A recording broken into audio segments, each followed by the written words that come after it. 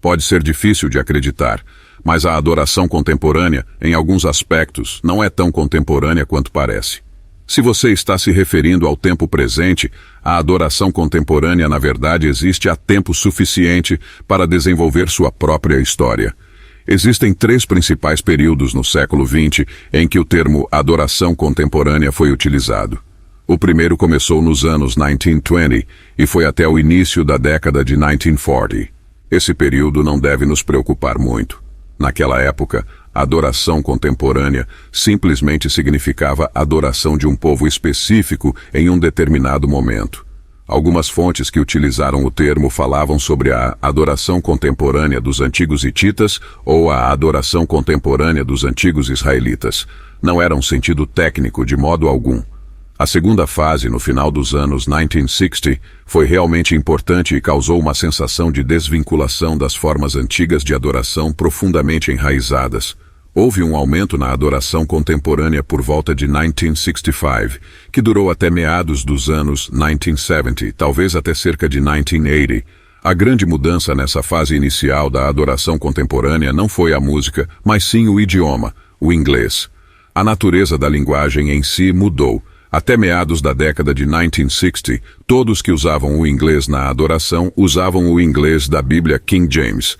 Quer estivessem usando textos de adoração ou fazendo orações espontâneas, eles rezavam como na Bíblia King James, literalmente. Em menos de uma geração, do final dos anos 1960 ao início dos anos 1980, esse inglês arcaico foi em grande parte perdido.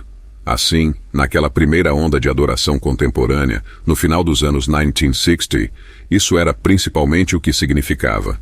Adoração contemporânea era a adoração em inglês atual, contemporâneo.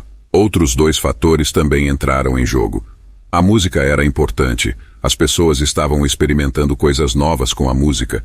Além disso, a abordagem das questões sociais atuais da época também era vital, e houve muita experimentação.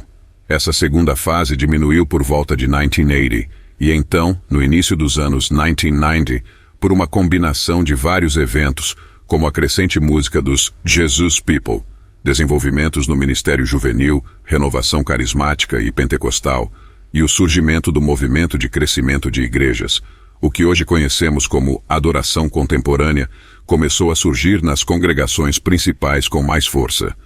Minhas pesquisas parecem indicar que o termo se popularizou por volta de 1993, 1994, e rapidamente se espalhou por uma ampla gama de denominações principais. O que mudou nos últimos 20 anos, acredite ou não, é que houve uma quantidade considerável de mudanças. O som geral da música tende a ter migrado de um som mais folk para um som mais rock. A própria natureza das músicas mudou bastante. As músicas anteriores tendiam a ser apenas refrão, ou verso e refrão, talvez 2 versos e um refrão. Mas, a partir do final dos anos 1990, especialmente com a entrada de novas músicas de compositores britânicos, houve uma estrutura mais complexa com verso, verso, refrão e ponte. Hoje em dia isso é tão comum que pensamos que é parte intrínseca da adoração contemporânea desde o início, mas na verdade é um desenvolvimento relativamente recente. Outra mudança tem sido a crescente dependência da tecnologia e o aumento constante de sua sofisticação. No início, a adoração contemporânea tinha uma abordagem mais informal. Tudo o que você precisava era de alguém com um violão acústico, mas a cena mudou radicalmente nos últimos 20 ou 30 anos. Agora, até igrejas pequenas estão cada vez mais dependentes da tecnologia envolvida. Uma outra grande mudança tem sido na própria natureza do planejamento da adoração. Tornou-se muito mais democratizado, e o pastor geralmente não é o principal responsável pelo planejamento de um serviço de adoração contemporânea. E isso é apenas um breve resumo da história da adoração contemporânea. Espero que tenha estimulado alguma discussão, seja com você ou com outras pessoas.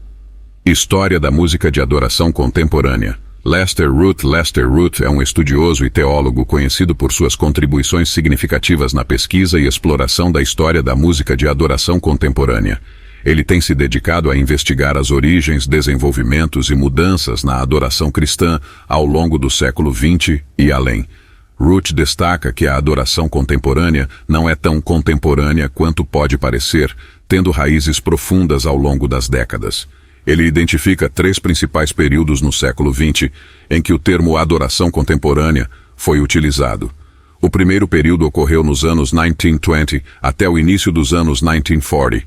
Durante esse tempo, o termo não tinha um sentido técnico específico, mas simplesmente se referia à adoração de um grupo de pessoas em um determinado momento. Por exemplo, o termo adoração contemporânea era usado para descrever a adoração dos antigos hititas ou dos antigos israelitas. A segunda fase significativa da adoração contemporânea ocorreu no final dos anos 1960 e durou até cerca de 1980. Durante esse período, houve uma mudança marcante no idioma utilizado na adoração. O arcaico inglês da Bíblia King James, que havia sido amplamente utilizado na adoração até meados dos anos 1960, foi substituído por uma linguagem mais contemporânea. Essa mudança na linguagem foi uma característica chave desse período de adoração contemporânea. Além da mudança linguística, houve experimentações musicais e uma abordagem mais focada nas questões sociais da época. Muitos experimentos foram feitos tanto na música quanto na abordagem das necessidades e preocupações da sociedade naquele momento. Uma terceira fase da adoração contemporânea emergiu nos anos 1990, influenciada por diversos fatores, como a música dos Jesus People, o movimento carismático e pentecostal, além do crescimento das igrejas. Durante esse período, a adoração contemporânea começou a ganhar força em congregações principais de várias denominações, e o termo adoração contemporânea passou a ser amplamente usado. Lester Ruth ressalta que a adoração contemporânea tem passado por várias mudanças ao longo das décadas, incluindo mudanças no estilo musical, na estrutura das músicas e na adoção crescente de tecnologia nas igrejas. Sua pesquisa e exploração histórica têm fornecido insights valiosos sobre a evolução da música de adoração contemporânea e como ela se relaciona com a fé e a cultura ao longo do tempo. Então, Lester, muito do seu trabalho recente nos últimos anos tem sido tentar mapear a historiografia da música de adoração contemporânea. Quando olhamos a história da música de adoração contemporânea em lugares como a Wikipédia, vemos uma representação parcial e imprecisa. É como a história dos cegos descrevendo diferentes partes de um elefante. A Wikipédia foca principalmente nos Jesus People e na influência da música nova, impulsionada por guitarras, bem como na criação das primeiras empresas de música de adoração cristã, como a Maranatha Music. Isso é uma parte da história, mas não é a história completa. O aspecto das dinâmicas sociais e culturais é um componente, mas há mais além do Jesus People. A história que você tem trabalhado e outros têm descoberto mostra que a teologia e o compromisso com a fidelidade às Escrituras também são cruciais. A origem desse movimento não começa apenas com os Jesus People, mas remonta décadas antes, com teologias de louvor e adoração, práticas contemporâneas e até mesmo missões em regiões como o Ártico canadense. Ao enfatizar o papel da Bíblia, a história da adoração contemporânea é reinterpretada. Os inovadores desse novo estilo de adoração eram motivados por um desejo de seguir fielmente as Escrituras. Isso também traz uma nova perspectiva sobre as chamadas guerras de adoração, onde os defensores desse novo estilo viam seus oponentes como pedindo uma abordagem contrária às Escrituras. Portanto, a ênfase na Bíblia redefine a narrativa e oferece uma lente diferente para entender essa evolução na adoração religiosa. Pense nisso se você sentir que está promovendo esse novo modo para cumprir o que você vê na Bíblia, você não vai ouvir algum pobre historiador litúrgico como eu. Você sabe, ele está te dizendo que isso não se encaixa na tradição litúrgica de 1500 anos. Você não se importa com isso, você quer ser fiel à Bíblia.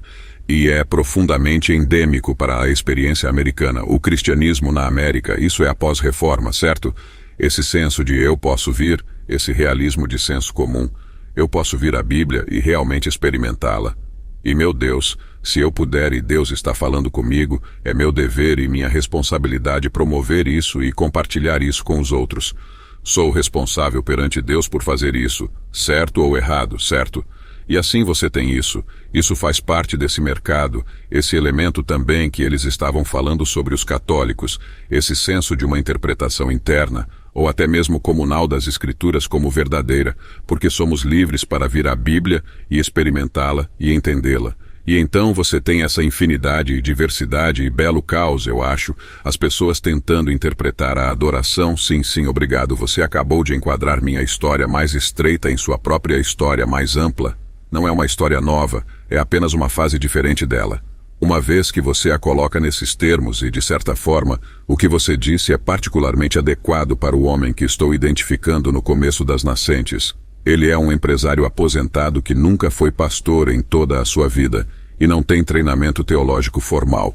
E foi, na verdade, um único dia de oração, por desespero, quando ele é um palestrante convidado em uma pequena igreja pentecostal na parte ocidental do Canadá, que ele começa a lidar com 2 ou 3 passagens das Escrituras que servirão como o centro de sua teologia eventualmente altamente desenvolvida sobre culto, sem credenciais per si. Sim, parece certo. Mas a coisa incrível é que, se você olhar para sua teologia e o que ele ensinou, e você vai para qualquer lugar no pentecostalismo global, você encontrará seu ensinamento, mesmo que as pessoas estejam completamente inconscientes de onde ele veio. Um dos estudantes de doutorado aqui fez um meme engraçado para mim um dia, que uso como minha área de trabalho às vezes, e de um lado do meme está uma foto de Karl Barth, o conhecido teólogo do século XX, quero dizer, teólogo mundialmente conhecido, você sabe, escreveu e publicou mais livros do que deveria ser legal, quero dizer Karl Marx. E então do outro lado do meme está esse empresário aposentado, Reg Lasel. E a inscrição no topo diz, um desses 2 homens é o teólogo mais influente do século XX. E então na parte inferior diz, o outro é Karl Barth. Risos. O que é um exagero, mas se você está pensando em alguém que deu os primeiros passos no desenvolvimento da teologia de adoração que agora cativa o pentecostalismo global, grande parte do evangelicalismo, sim, acho que você pode argumentar que é Reg Lasel que está impactando as manhãs de domingo muito mais do que Karl Barth. Sim, é fascinante.